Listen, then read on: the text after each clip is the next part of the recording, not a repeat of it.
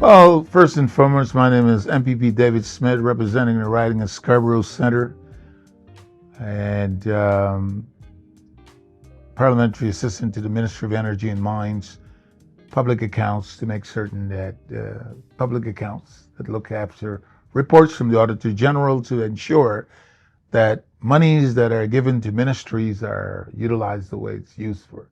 There's no tricks or trails here. We want to make certain that whatever the needs is of those ministries, they're doing exactly well. And I must say on record that our government is steadfast and are providing the programs that I think we need to ensure that every walk of life is being supported by our government initiatives. With regards to your presence here today, sir, and the question asked about the community, this community is very welcoming. It's my community, Scarborough Centre, and we have a number of Middle Eastern stores and food and clothing. And the great thing about Canadian history is that we welcome just about everybody.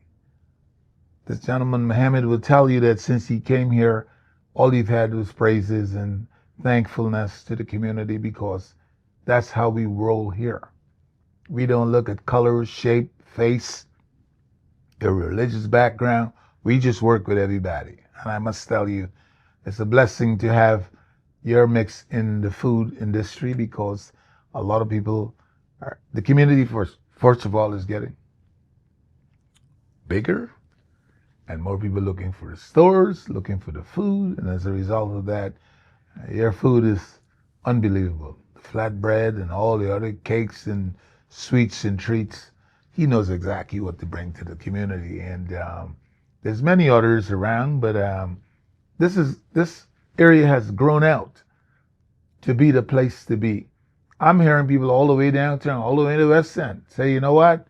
The place you got to start going, they don't know I'm from the West End, from the East End. So you got to get out to the East End, man. There's a lot of good food here on Lawrence Avenue. It really remarks and refined taste of the Lawrence. So I say, well, if you travel the world and you get into certain communities, especially places like Lebanon, it's store after store after store after store after store after store after store with food. And sometimes I get the biggest problem is trying to figure out what food I'm going to eat because those guys down there, I now know why you're not here and you're over there because they got all kinds of stuff over there. You can try different samples just about every day. And you'd never run out of samples because every place I've gone to, I've eaten stuff. And, you know, the happiness about it is sometimes you go on the plane and you're leaving and say, oh, damn, I should have got to wrap up a couple of those things to bring with me. But today we don't have to do it. Right next door to me, there's all kinds of stuff that I like to sometimes nibble on. But as you get older, you try not to eat as many of those things. But as a young kid, when I was skinny like that, and I would just have fun with all these things. And the great thing about the community is expanding. And you know what? I could only give praises to the way they handle themselves, what they bring to the community, from the service end to the IT end to the technological end to the manufacturing end to business end to the sports end. They're in everything. That's one thing I can tell you about this place. If you have the footprint to do certain things in this office and many other offices, I encourage those things. And the Lebanese community has been strong and they're getting stronger. As you know, if you come from Halifax, there's a big bunch over there. There's a big bunch in Ottawa. There's a big bunch in Vancouver. There's a big bunch in Toronto. And they're spreading out across the place. So I would predict probably in the next 100 years, maybe this place could be called Little Lebanon. A big area of this place is going to be so big you don't want to know what's going on. And who tell them to open the borders? And I must let you know, serving as the chair of ICRC, it allows me to speak to the volume of the people that came in, because many of them passed my way where I had to stamp them in, and some of them we still connect, and they're doing great business, great work, and I think it's a great community. I must say overall that the immigrants in general, when they come to places like this, they recognize it more than people who were born here, who's living here, because I don't think they see the sacrifice the same way people that was born in another place see it.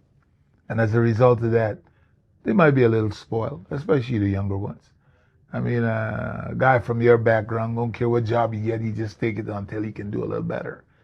And that's the attitude one should have. But they can't find a job paying them $50 to stay home.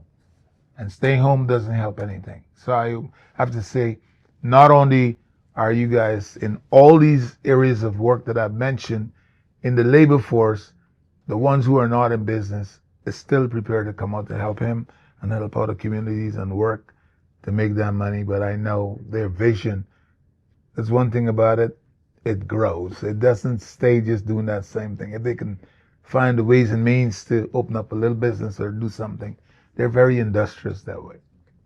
You told me that you've been to Lebanon. Tell me why and how was it? Well, I can't give you the whole story, but I've trained a number of some of your soldiers. To be quite honest, this is way back, and I'm an ex-U.S. Marine, so I've been into Lebanon several times. As an officer, I conduct a lot of missions with some of your guys before things kind of like went all over the place. So as a result of that, you see these worlds, it's amazing. The world that we have out there is not what it is today.